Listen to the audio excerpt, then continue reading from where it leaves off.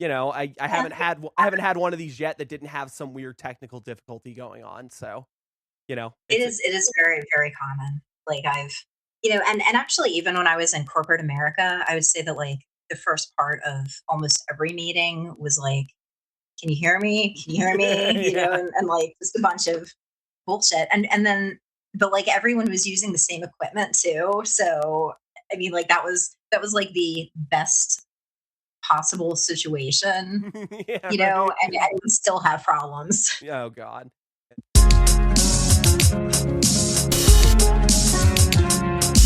This is the consecration of all things. So it's a really nice amalgamation of sun god imagery. I call upon you, the greatest God. Various Egyptian gods. Let's see, starting at that end. Abaoth, Sabaoth, Adonai, the great God. Something beyond the natural power of things. Not by any human agency, apparently. This is CMN. Welcome, everyone. I am suspiciously malevolent Kennedy, and this is Chaos Magic News. We have an amazing guest. When I first started doing these interviews, Alison Chicosky was one of the first people I actually wanted to get on. Not because she's someone that's particularly relevant to chaos magic, but she's just someone that I happen to think is arguably one of the better magicians still popping around in the occultosphere. Alison is a scholar and a practitioner of a very varied form of thaumaturgy and with a focus on results-based magic, which is something we all, of course, love here in the chaos magic community. Her most recent book is The Secrets of Helios, Unlocking the Practical Uses of PGM 1596 to 1715, published by Hadeen Press. While especially interested in both Solomonic magic and the Greco-Egyptian magic of the Greek magical papyri, she is also well-versed in soul fighting and psychic magic of various kinds. She also is the founder and the main force behind Practical Occult. PracticalOccult.com provides pentacles, other enchanted items, and has drawn on a broad background of rigorous studied ancient arts, leveraging the systems of the past for practical modern use. Alison, how are you doing? Hey, I'm great today. Awesome. That's good to hear.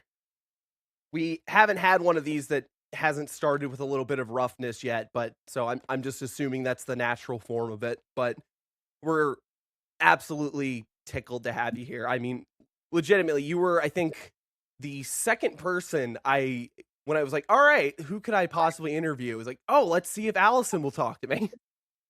Aw, thanks. Yeah, well, I mean, you're, in particular, the way that we met, I think, is part of why I wanted to have you on, because we actually met just, popping around the various, occult and magic-based groups. And the first thing I remember ever seeing from you was just asking chaos magicians, like, what the hell they are actually doing, which I thought was incredibly amusing, because, of course, none of them have good answers. We've started most of our interviews so far by asking this question, and I have to ask you a variation on it, because I know your answer would be, well, you shouldn't, actually. So what we've been asking people starting off with is, why should you care about chaos magic? So I think I'm going to just twist that for you slightly and just say, why should you care about magic today? Well, okay, so I live in the United States, as you also do, Mm-hmm. and I feel like it's important to have magic because uh, our country is maybe not fully functional, right, in some respects. So for example, I was talking to a friend of mine who lives in another country earlier today, and we were talking about healing magic, and it's something that I do, but it's something that I would do less of if we had healthcare, if everyone had access to healthcare in our country. You know what I mean? Mm-hmm. So there's it's like magic is to fill needs for me. That's why I'm looking for practical magic that gets results and that can do things, right? So for example, I worked in corporate America for a long time, and I grew up thinking that if you just did a good job, you'd get promoted and be successful. And, everybody in my generation was told, oh, here's the path to career success. And that's not really true, right? Like you can do a great job and never get noticed. I mean, I did get noticed because I have magic, but I would see people that were hard workers and just all around great people get laid off or passed over and things like that. So it really is for me like sometimes you need an edge, and that's why I'm into practical results. I know a lot of folks are into the mental part of what they call magic, where they're here like how do I be more confident, or how do I work through trauma or things like that. And for me, that's psychology. And I totally approve of it. I definitely I have a therapist. I recommend people get therapy if they can, but for me that sort of stuff is completely separate from what I do. Right. I mean, that was we had a conversation on the podcast a little bit ago where we were discussing the psych model of magic that a lot of chaos magic people end up subscribing to. And the consensus I ended up coming to on it was that yes, there's a place for that sort of thing in magic, but on the other hand, most of what people are trying to do with magic, if they have some sort of, therapeutic aspect of it, could be better served by, like you said, just getting a therapist of some kind or, studying some sort of psychology. And I completely understand, and support people doing whatever they can to make themselves well, because therapy is unaffordable and inaccessible for a lot of people in the United States. Hmm. But that goes back to the sort of issue you were talking about before about the call for magic as a substitute for failing social institutions, right? Yeah, oh, or even if you're in a situation where you're not surrounded by failing social institutions, but you just want to get ahead. Hmm. Right, right.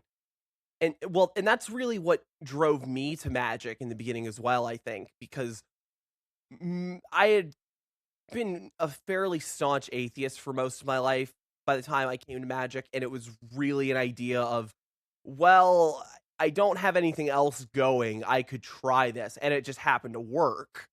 So it became something that very quickly turned into, well, I can do magic for things, and it grew from there.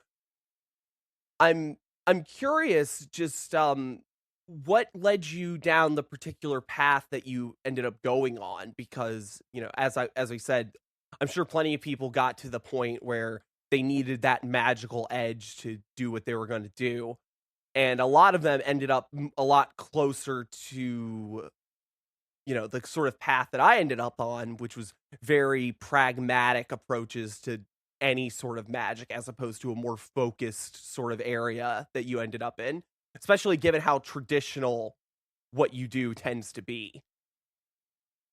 So I mostly write and talk about the traditional stuff, but I really do all sorts of things. Oh, okay. And I'm absolutely down to mix things up, which is why I'm in so many chaos magic groups. Because initially people were like, "Oh yeah, chaos magic.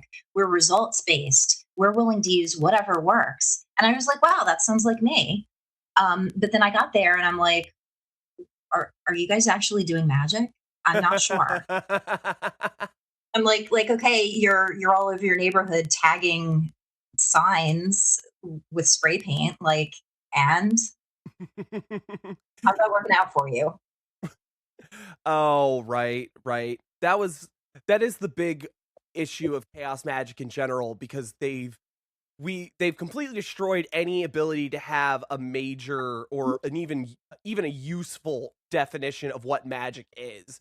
And for a lot of them, that's only resulted in them then just doing the normal kind of ridiculous things they would do as a, ooh, look at me, I'm a big old counterculture type, and then just labeling it as magic. Right. And I'm like I said, I'm down for whatever works for people. I'm not here to judge. And also magic is a spectrum. So I tend to go towards the thaumaturgy end, which is miracle working. That's what I'm looking for in my magic. But you don't always need a miracle, right? Sometimes you just need a little nudge. And, and sometimes people can just do stuff that to an outsider would look really ridiculous, but it works for them. And I'm here for it. Oh, right, right. Well, it does go back to the major criticism we had in the you had in the beginning there, which was just results. And it often gets forgotten about, I think, in and not just chaos magic, but in the greater occult community. So many people have sort of aestheticized and fetishized doing magic as a practice to the point that they're not even really concerned about getting results anymore. They'll come up with whatever mental gymnastics they need to justify a result. It's like, oh well, it wasn't what I wanted, but it manifested in this way. Like, well, then it's not particularly great magic now, is it? Yeah, it's also weird to me when I hear people say, "Oh yeah, I summoned this demon and I asked it for great wealth or love or whatever, and then it like talked me out of that." And I'm so appreciative to that demon for you know Teaching getting me a me right lesson. there. And I'm like, did you just you? It's like you So, like, if you called a plumber or something and the plumber came out and, like, there's water leaking all over your floor, and it's like, I don't really think you need this pipe fixed, but here, like, pay me anyway. That's what that sounds like to me. Look, I just want to explain to you that your attachment to water not being all over your floors and destroying your foundation, that's a life lesson you need. Right? Your checks in the Right. mail, Oh, right? that's the other thing too. I'm not A lot of folks seem to have confused mysticism with magic, and they're definitely intertwined, but, I know people that spend just hours and hours doing path workings and all sorts of stuff, and it's not making their life any better. Uh, and maybe they should try something else if they want their life to be better. Right. I think it's a pretty easy kind of a statement to make. It's not super critical, but you're right. There's a especially in the greater magic community, there's a ridiculous amount of what's the word? Spiritual bypassing, I think is the term you hear a lot, where I remember when I first got into magic, years ago now, I would ask like, "Hey, I want to make this sort of thing happen. What could I possibly do?" And you get the chorus of people just being like, "That's just your ego telling you want things. Just be okay with how the world is." Like, well, then why am I doing magic? Exactly, exactly. And I just I get a little discouraged sometimes in the magic community because I feel like there's a lot of people in the actual magic community that don't really believe in magic. Oh, Like they just don't. They think that it's some sort of once you attain the level of like a spiritual adept, you just learn to accept what you have and you don't need this. And you realize that you don't need wealth or a partner or a better job because you're just at peace with yourself and the universe.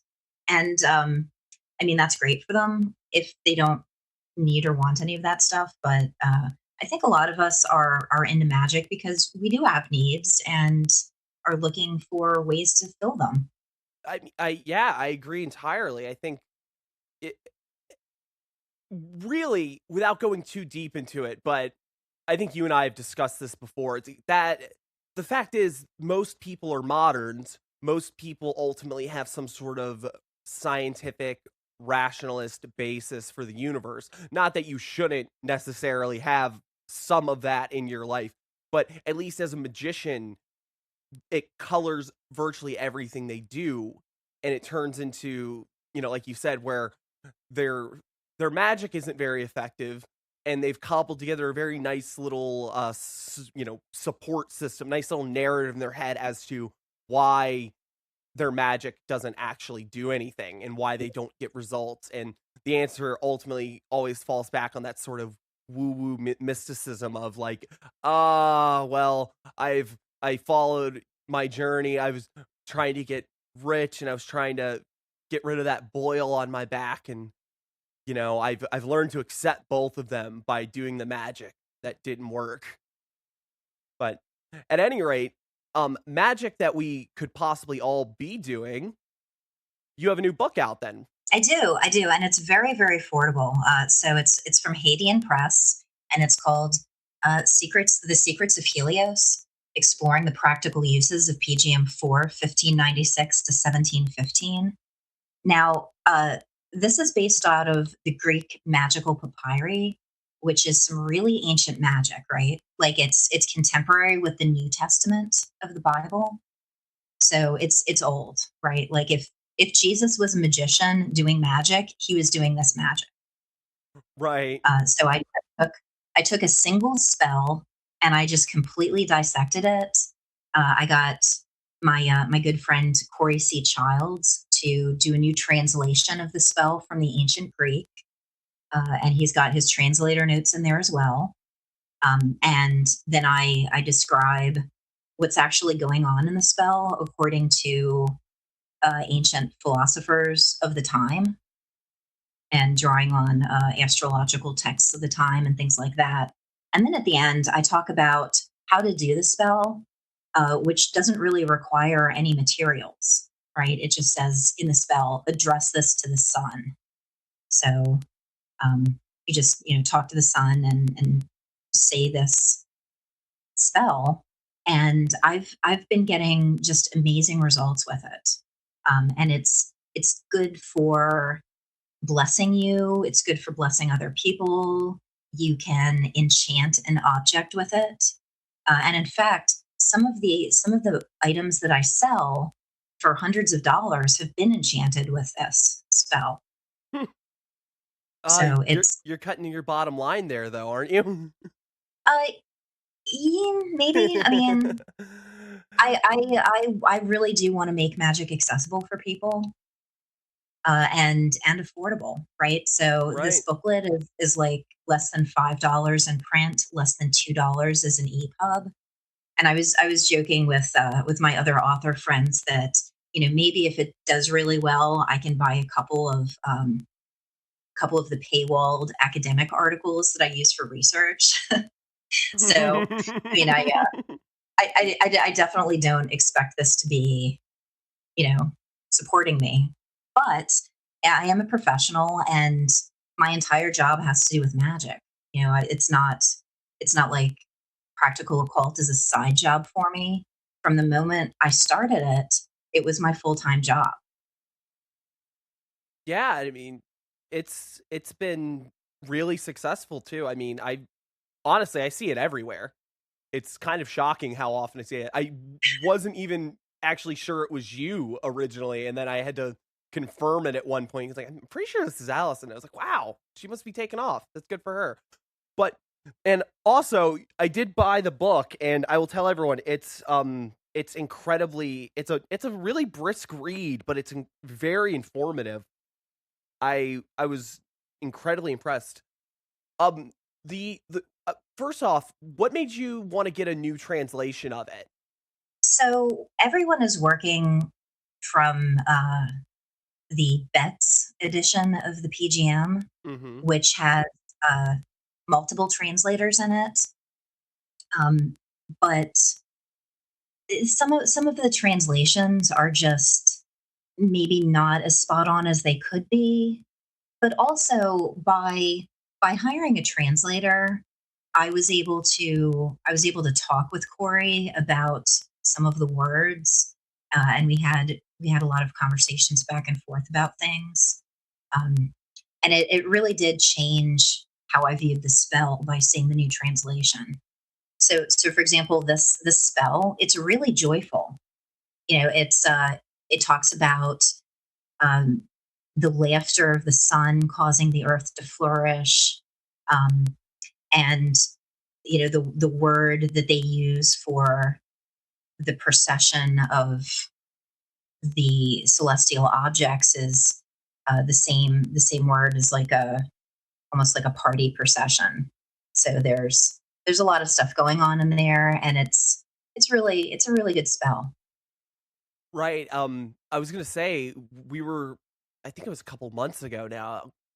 But I was discussing some failures that I had had magically recently with you, and you sent me that one, and I ended up with a nice enchanted rock afterwards, being a little disparaging, I suppose, but it was genuinely a very helpful spell. It's super simple. It's very straightforward. It's not complicated. It's definitely the sort of thing that it makes me happy that books like this are available because it's it's something I can give to people that maybe aren't particularly versed in magic at all and have them do it that has some weight to it. It's not just explaining like how the sigil wank works or anything, or it's like, oh well, yeah, like here's this weird wonky thing that might work for you. This is something you can give to somebody and actually be like, this is magic. This is very old stuff. It's super simple. And if you do it, I can tell you more than likely you'll get some sort of results because this is the good high magic. This is the good ancient stuff. The other thing I wanted to ask, why this particular spell? Was it just because of its simplicity? Was it because it was something that you've personally used quite a bit? Well, I certainly have used it quite a bit. Like I said, I do it professionally to enchant certain things, like the Cairo Zodiac products that I have. However, what led to this booklet initially was that last year I was approached to present at a new conference that was just starting out, and it was called Astromagia, which is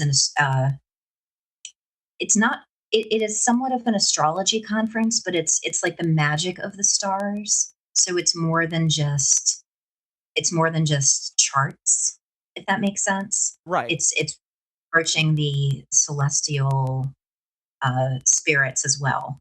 And initially, when they reached out to me, I didn't think that I would be qualified to speak at an astrology conference because I don't really consider myself an astrologer per se, even though I do factor in things like planetary hours and certain days of the week and the moon phases in some of my magic. That's very different than the sort of elections that some of my friends do, where they've got incredibly expensive software that has to calculate where everything in the sky is, and you have like 15 minutes to make something, and it only happens like once every 30 years. and Mhm. and I that's what I think of when I think about astrological magic. So I initially declined to speak at the conference, but then the organizer had a video call with me and talked me into it. Hmm. And I thought, all right, well, out of the out of the Greek magical papyri spells that I do, what is the most astrological of them? And I decided to go with this spell to the sun. Right, so it's the consecration of all purposes that you address to the sun, and it talks about the sun having multiple forms, multiple animal forms, um, which is really fascinating. But so I picked something that I was familiar with doing, and then I wanted to dig more into the context of it so that I had a meaty presentation that was interesting for the astrologers that were going to attend. And then when I looked, I spent months researching this. And then I found out all sorts of really, really fascinating stuff about it. So I presented that last year at the Astromagia conference. And then I decided that I had done so much research on it, I should just go forward and try to publish this as a guide. Oh, okay. That's great, honestly. It's nice that something that was presented for a more, I don't know what the word I want to use for astrologers is, academic maybe. I'm not quite sure, but at any rate, it's nice that something that was initially presented for them still ended up being so accessible to the layman. Like I said, if I'm pretty sure I could hand most people this book and they'd be able to come out with an understanding of this spell that's would normally take a lot of, well, like you said, months of research. What was did you find anything that surprised you about the context behind, as well, someone fairly steeped in it yourself already? I'm sure there's plenty of things that were more obvious to you than the layman, but was there anything that really kind of, you're like, oh, I had no idea about that until you were studying it for this? Yeah, so it's the okay, as I mentioned before, there's animal forms. So you're addressing the sun, and it talks about these different animal forms and how they grant different boons, and they all have different names. So it's like in the first hour you have the form of a cat, in the second hour you have the form of a dog, in the third hour you have the form of a snake, etc., etc.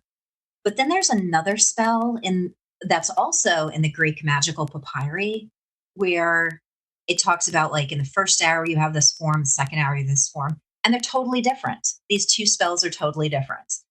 So that was a question that it was kind of hanging over everyone in the PGM study and practice group, which is one of my favorite groups.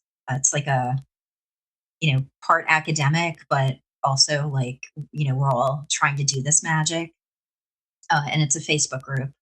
Um, so we had that question had come up many times and no one had been able to answer that. But then when I started looking into the spell, I found that there was an artifact called the Cairo Zodiac or the Tabula Durasi. It is named after the person who discovered it. And it's like a planisphere, so it's got the zodiac on it, but then it also has an inner ring of 12 animals, and those 12 animals were the same as the animals in the spell. Oh, wow. So then from there, I was able to find out that there was a PGM era astrologer named Tusor or Tukris, depending, either Tukris of Babylon or Tusor the Babylonian, depending on who's writing about him. And he had actually explained this. So he explained that they are other constellations that are in the same sector as the zodiac. So it's kind of like people have referred to it as the Egyptian zodiac before. Okay. But that's what's going on. And the reason why these two spells were different is because the second one starts with the Roman calendar, which starts at a different month. Right, right. So that's what was going on. And for this one, when the sun rises and it's in the sign of the cat, it's rising in Aries for the summer solstice. Oh, huh. That's absolutely fascinating. I've always been really interested in the Greek magical papyri because it's such a mishmash of varying religious and what the word I'm looking for here is, deific imagery and such. It's a crash course in trying to understand all the different cultures of that period. There's virtually not any sort of cultural magical background of the age that isn't represented somewhere in those works, I think. Yeah, and it can be really confusing to people in that um, a lot of this is very strongly based on Egyptian theology, but then you have Helios and Hecate and a bunch of other very Greek deities being mentioned, and then you also have a lot of Jewish names and angel names and things like that in there. So there's really a lot of stuff going on, but the more I look into the PGM, the more Egyptian it is. And in fact, when I was researching this, I found a quote from Frankfurter about how this magic was probably done by Egyptian lector priests, and they had diverse congregations. That's possibly what was going on, and especially the PGM4, right? So the PGM, just real quick, is sometimes we talk about it as one book because it's been translated and collated into one book, but Mhm. really it's a lot of different scrolls that are all over the world in museums, right? And it's like a 400-year period of Egyptian history where Egypt was under Greek and then Roman rule, which is why it's written in Greek, because the Greeks rolled into Egypt and they were like, okay, you guys have to keep track of stuff in Greek now for administrative reasons. Mhm. So everyone had to learn how to do that if they were a scribe. Um, but it's really diverse, right? So some of the spells in the PGM have hundreds of years between them, right? Sometimes Mhm. you see people talking about it as one book written by one person, like it was a grimoire, but it's not. That's not really what's going on there. However, the PGM4, which is what this spell comes out of, it's known as the Great Magical Papyri of Paris, and it really does seem to be like a working magician's handbook. Whereas some of the other ones might actually have been spells that people did, right? Like some of the papyri were found rolled up with hair inside of them, right? Like a wolf Oh, spell. That's gotcha. not that's not someone's notes. That's a spell they did, right? Right, right, and you've broken their hearts in the afterlife now. Right, but the PGM4 overall seems to be, does it seem to be the work of one hand or more at least just a specific compilation for, as you said in the book, professional, magic? I would actually have to look at it more closely to see if all of the handwriting is the same for Right, that right. one's. So I can't really weigh in on that right now, though. I'm probably gonna get off this call and go look that up. Well, tell me what your answer is, and I'll re-edit it Well, into I the will. episode and be like, "Ah, she knew right off the top of her head. Look at her." Uh, Um, well, aside from the book, obviously, you have an entire business dedicated to practical occultery. I do. I do. What inspired you to do that? Um, well, the path that led to me becoming a professional sorceress like this was that I had been in corporate America for a long time, and I expected to just ride out my days there and then retire. Mhm. But uh, wave after wave of layoffs had just been hitting my company for years, and I'd always avoided them. And then one time I didn't. Right, so they got my everyone on my team got laid off at the same time. They just decommissioned the whole team. Mm. I was like, oh, okay, well, what am I going to do now?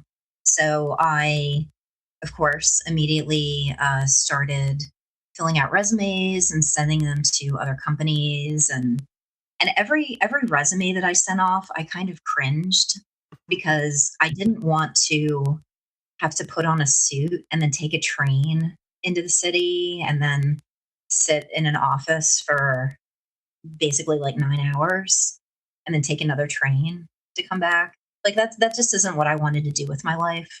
So, I was still sending off these resumes and whatnot. And then I had already been making the type of magical objects that I make for quite a while. And people knew about it because I'd been posting about my results and things like that on Facebook. And people started asking if they could buy them. And I was like, wow, yeah, yeah, absolutely, because I needed money. So um, then it just turned into a business. I realized that this was something that people wanted. It was something I was good at. It was something that people would pay me for. And it was something that supported the community because people were coming back to me and saying that I was able to help them with the things that I gave them. Um, so one of the things that I did business wise that I think immediately differentiated me from other folks that do this is that I set up a really robust review system with a third party, and every customer gets an email that says like, "Hey, if you need customer service or tech support, or if things aren't working for you, please reach out to us." Uh, and and I say us because now I have dedicated customer service that isn't me, Oh which I'm wow. very good about. That's um, that's amazing. I First off, magical customer service has to be the most interesting thing I've gotten out of an interview yet. Like, wow, your spell is very right, right. important. Your spell is very important to us. Please stay on the line. Well, Oh, sometimes it's like someone will get something and they'll be like, "Yeah, it doesn't seem to be working. I've had it on my dresser for like 2 weeks," and I'm like, Are you wearing it? Maybe put it on, like carry it on your person." And they're like, "Oh, okay." So it's all sorts of things, right? But I really want I want people to be repeat customers. I don't want to just sell them something and then have them be dissatisfied, right? I want them to be happy and I want them to come back and buy more. Yeah, of course. So That's that's how a business works, right? exactly, exactly. But like I said, so I set up a review system, and everybody gets an email that says like, "Hey, if you're having any problems, contact us, or if you're happy, leave us a review." So now at this point, I've got several hundred five-star reviews, and some of them are really, really, really detailed. It's like I'll go to some of my I don't really call them competitors because a lot of the people that do this are actually friends of mine, and I fully support their businesses too. But Okay. I'll go to other people's sites and I'll see that they also have reviews, but their reviews are like, "Oh, so and so is very nice," or you know, "It shipped quickly," or things like that. And then you look at mine, and it's like two paragraphs of everything in their life that's happened since they got this, and I'm like, "Wow."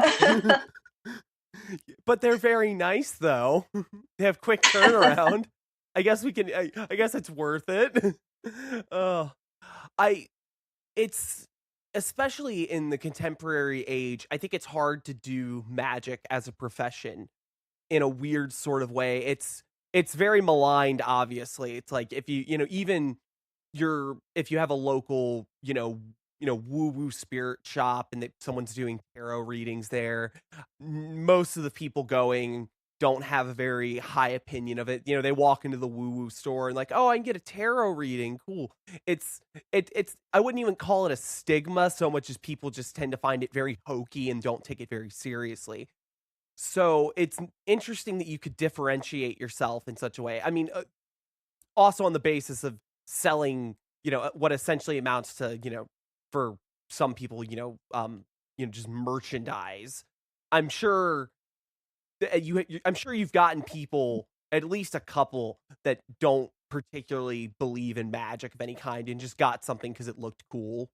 And then I don't know, hopefully they had some sort of actual response to it and were like, "Oh my god, this stuff might be real. Maybe I really just bought a magic item." Yeah, and there's definitely reviews like that where they, said that they bought it to support me because I'm a friend or something like that, or and they were like, "Oh wow, wow, I did not expect that." So and I'm here for it. But regarding magic being somewhat maligned right now, um, that's maybe only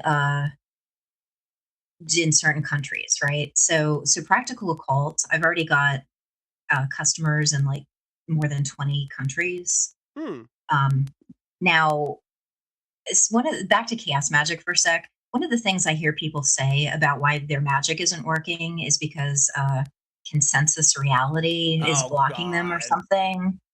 And I gotta say that like that's totally made up. Reality is not blocking your magic.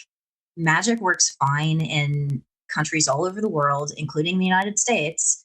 And a lot of countries never lost their magic, right? So I love Thailand.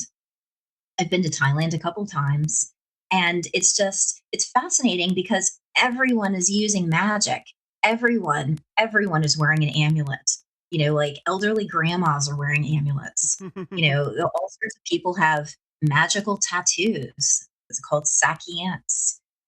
You walk down the street and you'll see like a food vendor with a cart, and they'll have a little like uh, fayant, which is like um, the same thing, only it's like a magical like cloth that's been drawn on, and it'll be to like attract customers to their little food cart.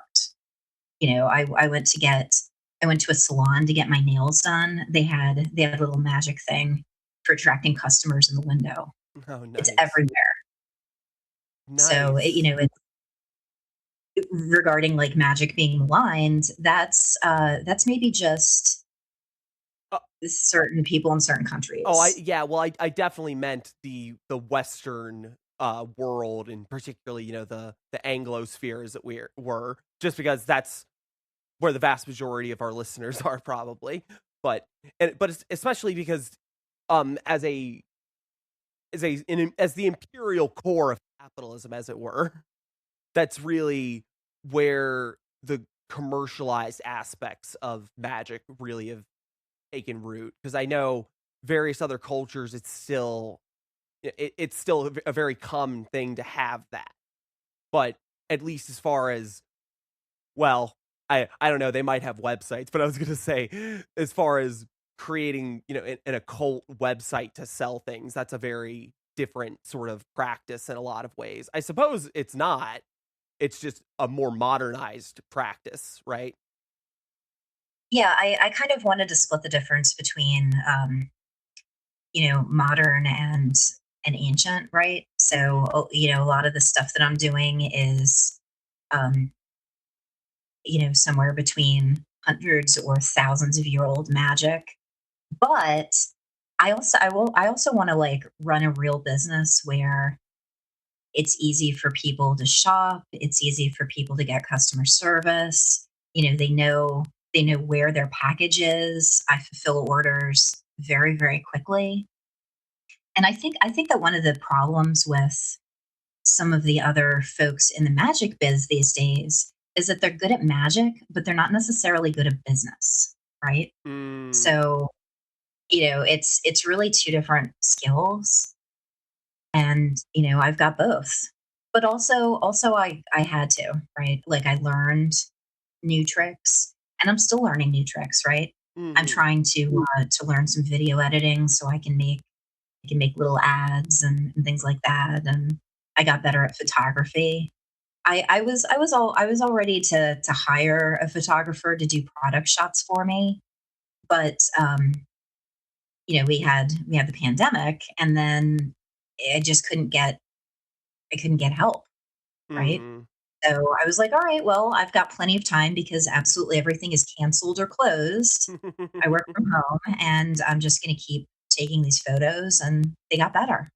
Well, that's something that, God forbid, we talk about in magic, and I guess we don't really have a better person to ask, so I'm gonna ask you, how do you get better at magic? For especially since, as far as I can tell, the Secrets of Helios is aimed at somebody that maybe has a little magical knowledge, but clearly doesn't have much knowledge on the sort of practice that you're proposing in it.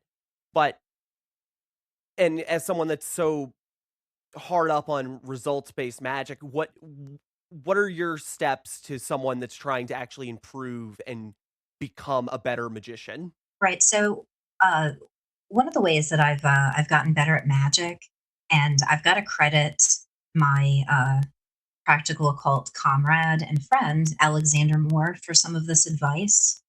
He's the one who does divination for practical occult, uh, offers courses, and also coaching to coach people to get the life they want with magic.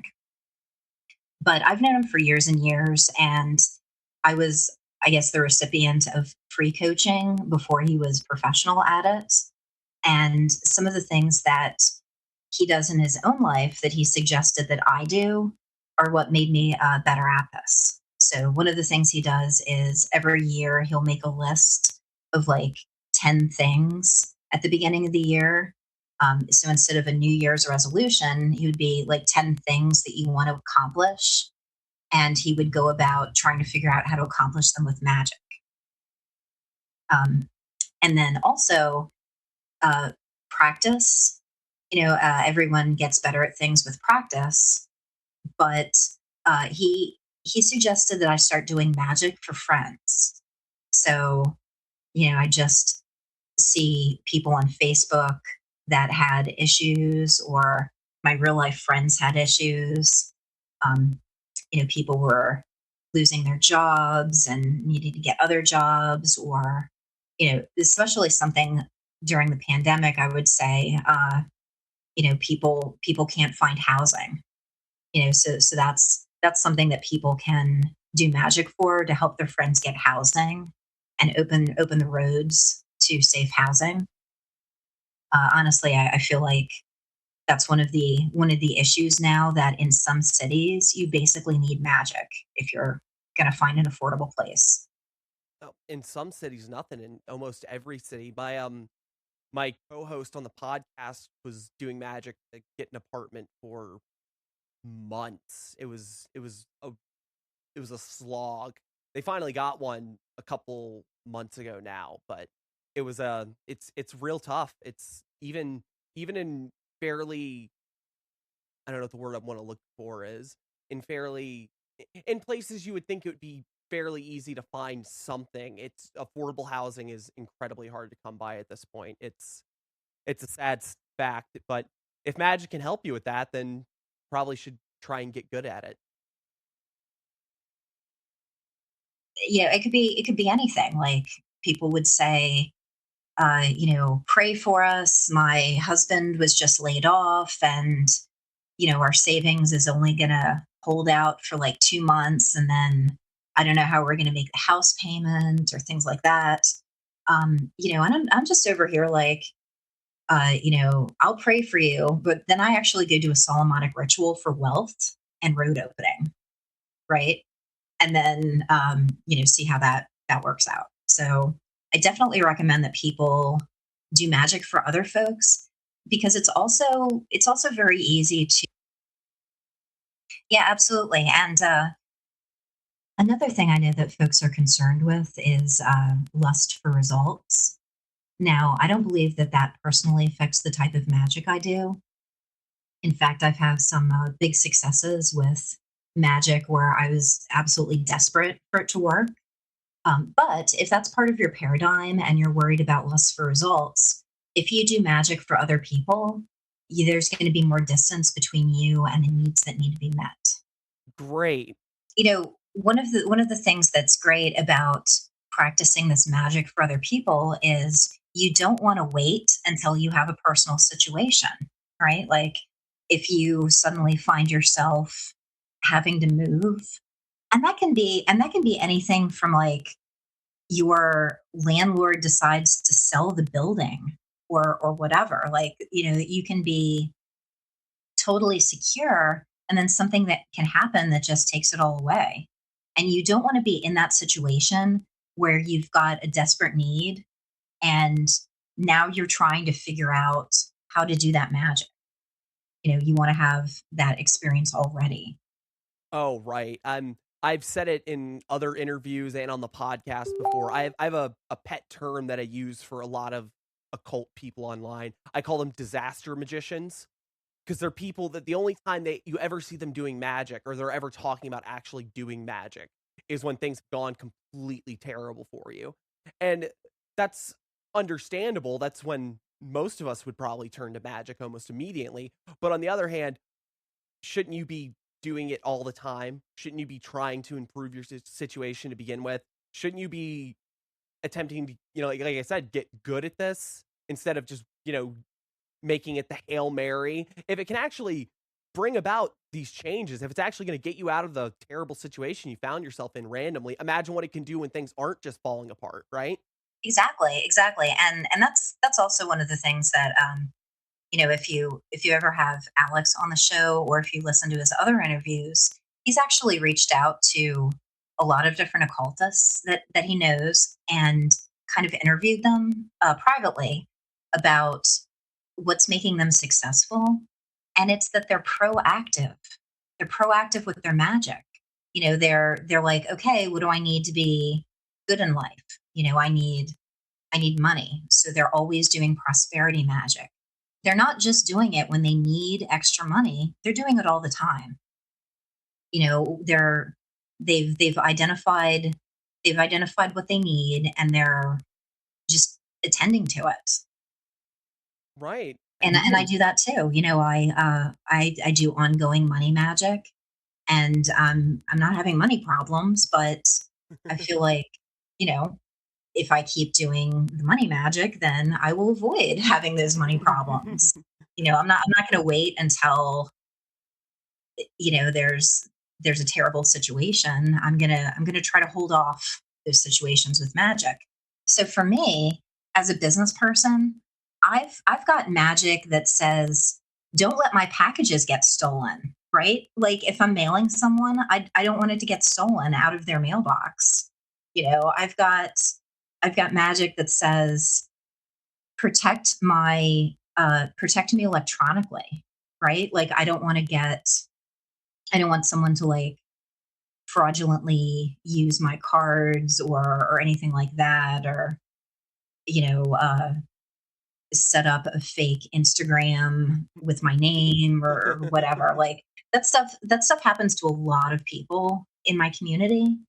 And maybe it's luck that it's not happening to me, or maybe it's the fact that I'm proactive, and I've already petitioned spirits to watch out for it. I mean, yeah, if you're, again, you would think if you're going to be doing magic as a business, you would be doing magic for all aspects of the business, right? Yeah, exactly. So I'm not just letting things I'm not leaving things to chance, right? And it's funny, because sometimes I feel like the world's worst micromanager or control freak this way. But honestly, like, if you can, why not? I mean, yeah, why not? Uh, you made a comment about lust of results back there, and I want to touch on that a little bit, because working without lust of result is a really popular phrase, even outside of its source in, thelema and such. But a lot of people seem to have this idea that if you really, really want something and you're too hung up on it, you're never going to get it. I think that's also like The Secret or something like that, that kind of nonsense from a couple years back, well, like 20 years back now almost. Honestly, like, are there any pitfalls in magic as far as trying to do something with it in your mind? Is there anything that's like, is there anything equivalent to that sort of, you know, lust? Oh, if you think of a purple cow, it won't work kind of nonsense, at least that, might actually apply to what you do? Or is it all hokum? So as far as, like, pitfalls, the only thing that I can think of offhand is, I hear a lot of people talking about, like, the threefold law, and if you do bad stuff, it'll come back at you. And and some people will be out there saying, like, "Oh man, I like tried to curse someone, but then it came back on me, and whatever." And and that pitfall for me is spiritual hygiene, right? Hmm. Let's say you're trying to curse someone, um, do, like, clean up and clean yourself up spiritually. If you're trying to do something bad like that, and then you can very easily get it on you, right? Hmm. So that's one of the things. Like, not that I'm out there recommending or even teaching people how to curse, but as far as like pitfalls and things that I hear, that's one of those ones that, it might seem to people like this is what happened. Like, oh, I tried to do something bad, but something bad happened to me. Well, sometimes that's because they weren't careful with it. Like, in much the same way that working in a laboratory with poisons or toxins, right? You're going to want to wear gloves and a mask and a respirator and things like that, because if you breathe those things, they will hurt you. I'm not saying it's the same for magic, but let's say if you're using a curse powder or something that you bought from a conjure worker, you might want to wash your hands afterwards with holy water. Oh, no, just So wash your it's hands in things like general. that. No, but I completely agree. I think that the sort of basics like that can have a huge effect on the magic you do. And one of the reasons people are such terrible magicians now and terrible workers is they don't focus on these very kind of basic preliminary sort of things that we all take for granted. Um, well, and with that, I think we're going to lead into our most beloved section here on the CMN interviews, the listener questions. So we have a couple questions from people and that want to hear from you. So how's that sound? Good? That sounds great. Yeah. Okay, cool. First off, we have I know you feel strongly about having consistent magic results. Why do you think so many magicians are inconsistent and make excuses? And what would be your advice for them to improve? Well, we touched on improvement a little bit, but I'm not sure if we touched necessarily on why so many people make terrible excuses for why they're bad at magic. Well, I think there's like a lot of maybe spiritual confusion about things. So I've even heard things like I've suggested that folks do magic to benefit their friends, and then I've heard them say, "Well, I don't want to mess with their karma. Maybe it's their karma that this is happening to them," and things like that. And I'm like, at this point, I actually don't care, right? Like I don't care if it was my friend's karma to be homeless in a gutter. I'm not gonna let that happen. But also, I'm not like a billionaire, so if they're about to like foreclose on someone's house, I can't necessarily, pony up all that money to fix that, right? So I'm going to try to fix it with magic. Right, right. I love the idea that like, oh, it's their karma that they have to be working through, and it's like, well, I think the Buddha might help them anyway. The Buddha's pretty good on trying to alleviate the suffering of all beings. Just saying, they. Right? But I mean, I also think that comes from a complete lack of greater. I don't know what the word we want to use here. Metaphysical, cosmological kind of ideas.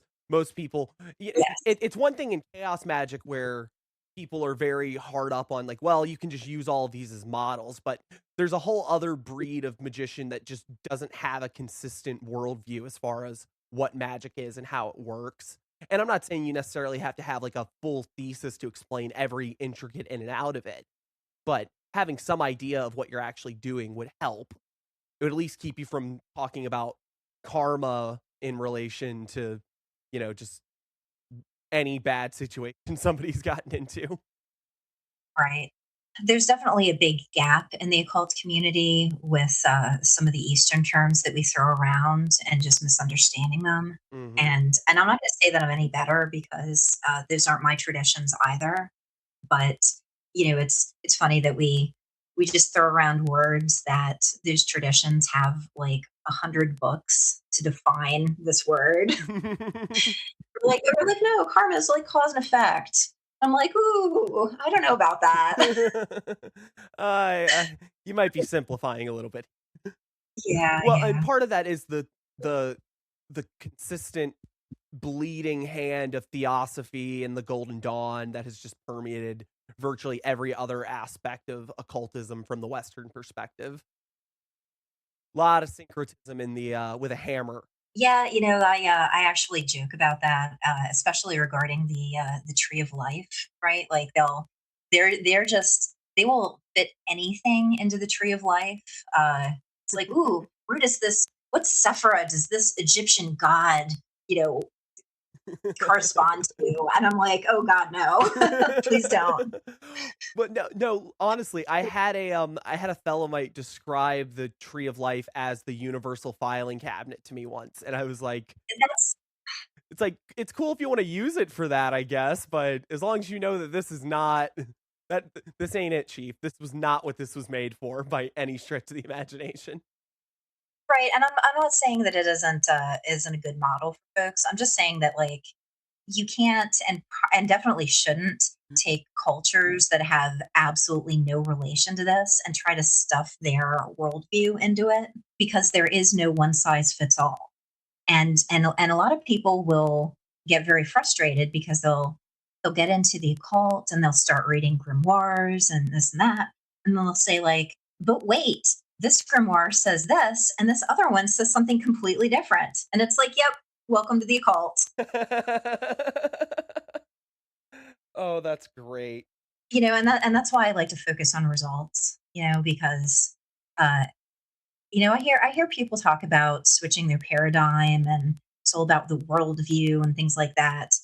And first, I have to say, like, I actually don't believe people can switch their worldview like that. I Mm.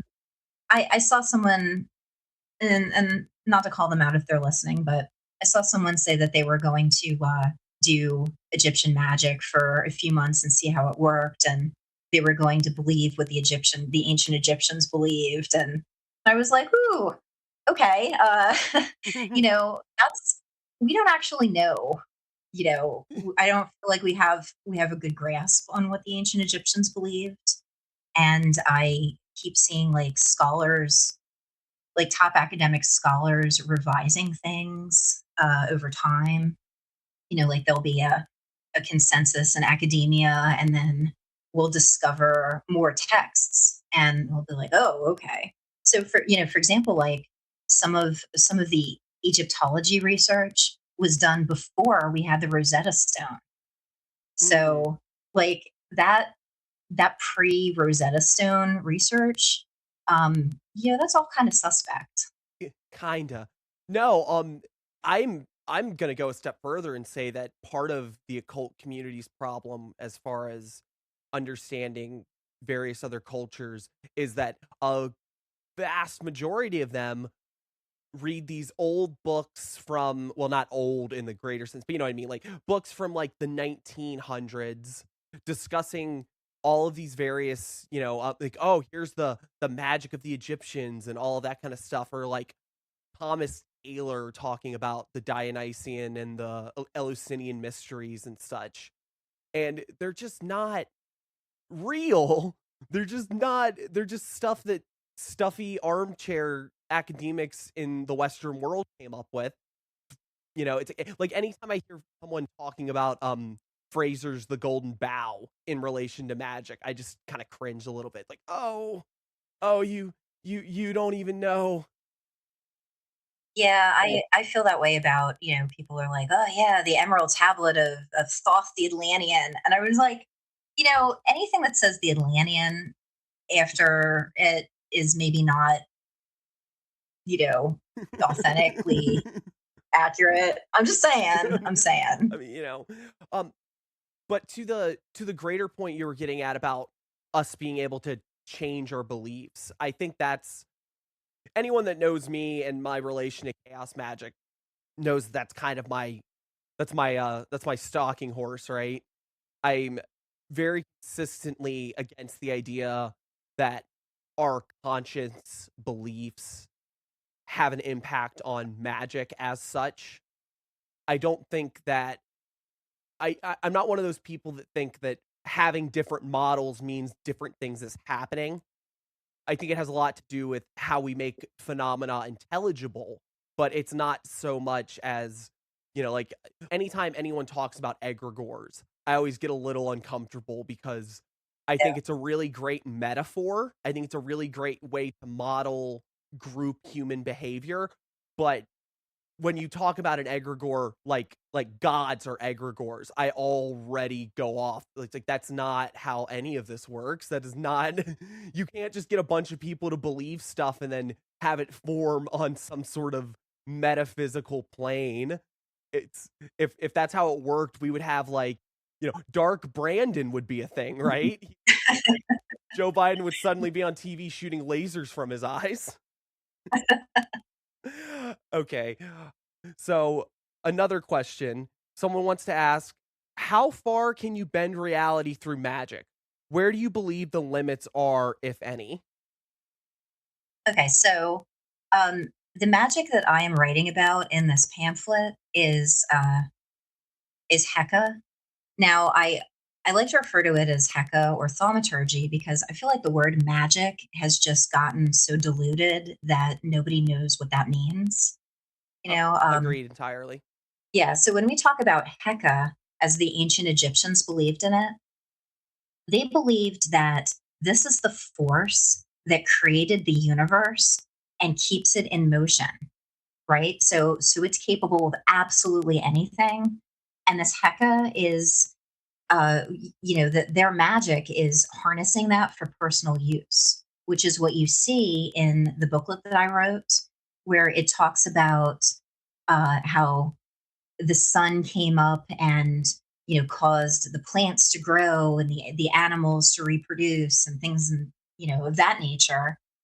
But then it's carrying forward all of that momentum and bringing it into your life. So I don't think that there's any limit to magic. I just think there's limits to us. I I dig it. I can dig it. All right. I have one more question and then we can wrap up. Sounds good. How did you find out about Cory C. Child's translation and slash or how did you two decide to work together? So I we met in a Facebook group a couple years ago, and we just became friends because we have common interests. And he also presented at the Astromedia conference, so we spent a lot of time chatting on the lead up to that because we were both working on our separate presentations. Um, and we both did run throughs ahead of time with each other, um, to just practice. And he's got a background in uh, you know ancient Greek stuff and classical mythology of that, which is something that I'm kind of light on. I spent more time researching the Egyptian end of it for my Greek magical papyri studies, which as I mentioned before, it might be in Greek, but it was this magic originated in Egypt while it was uh, during the imperial era, where it was a territory first of Greece and then Rome. So, um, and then after the presentation for Astromedia was done, then I reached out to commission a translation from him, and then because he's also a composer, I had him I commissioned some recordings from him, which is a really nice bonus that people can check out on my site. Because not only do we have the English translation there, so people could just go to my site and read the spell off of my site, um, but he's also got several different musical tracks which have him reading the spell in ancient Greek, reading the spell in English with the pronunciation of the so called barbarous names, which are the names that couldn't be translated. Um, and there's also an instrumental track in case people want music when they do this themselves. Oh, that's great. I always need more music for my rituals. Wonderful. You should also check out the spell music where he does the spell because it's literally magical. Oh, sweet. I will definitely be checking that out. I've already ordered a physical copy, so it'll be good stuff. All right. Oh, well, here, I have one more question for you just because someone dropped it in while we were talking. If you could punch one random occult figure in the face, who do you want to punch? Oh, I really shouldn't say this. Well, there is uh I've had a lot of beef with a couple folks. There's some older male occultists that have just really don't like me, and one of them has written several hate blogs about me. We've never met. They don't even live in the United States. Um, and then there's another one who's a competitor who also has a store that sells pentacles, and they just came out and publicly called me a fraud because we had a disagreement about how much astrology goes into making pentacles. I'm like, wow, okay. And I'm not even out here calling them a fraud because we work with some of the same spirits, and I have talked to those spirits about this person. So I know that they do magic. And I feel like they should also know that I do magic and I'm not a fraud. So I just thought that was weird.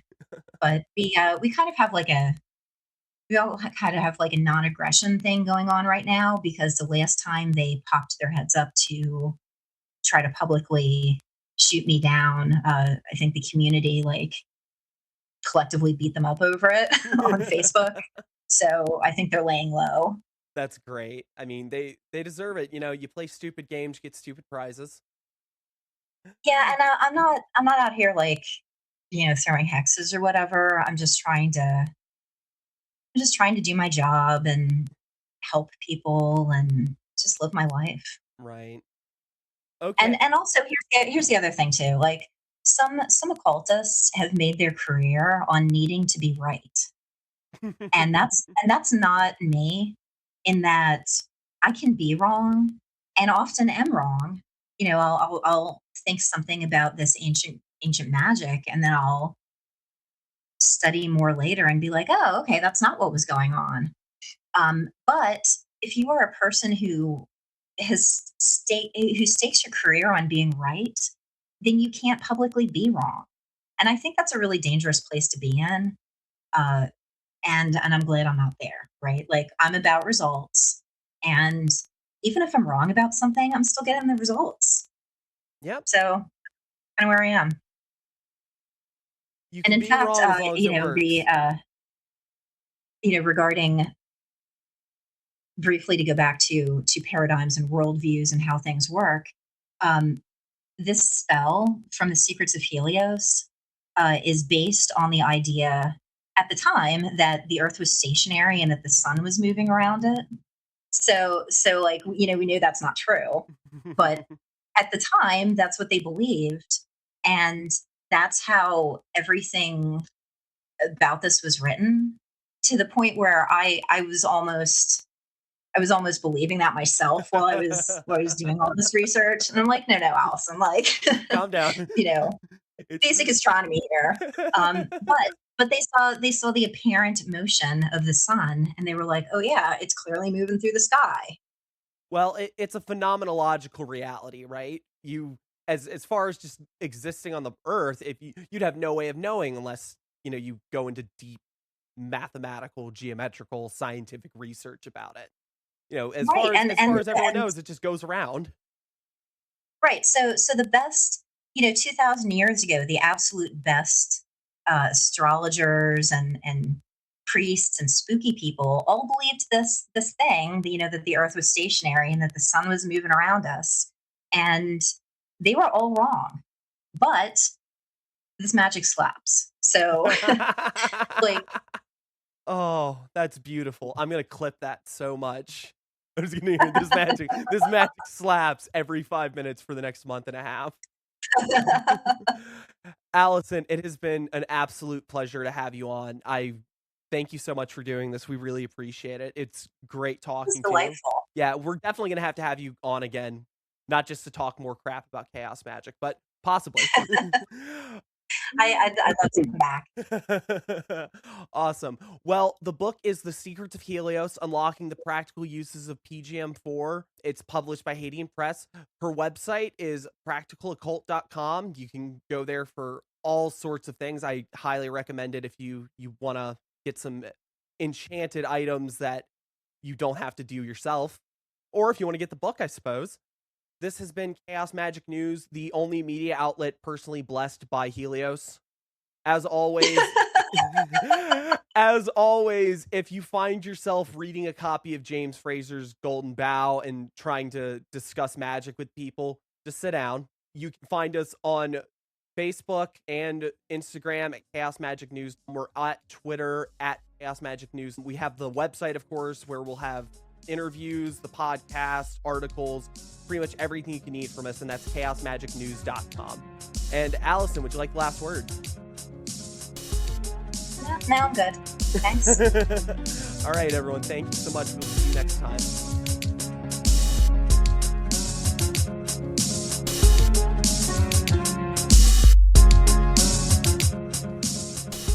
I had it, and now it's gone. All that will be edited out. Don't worry. This is CMN. Oh, and the cat goes running across immediately after I say that.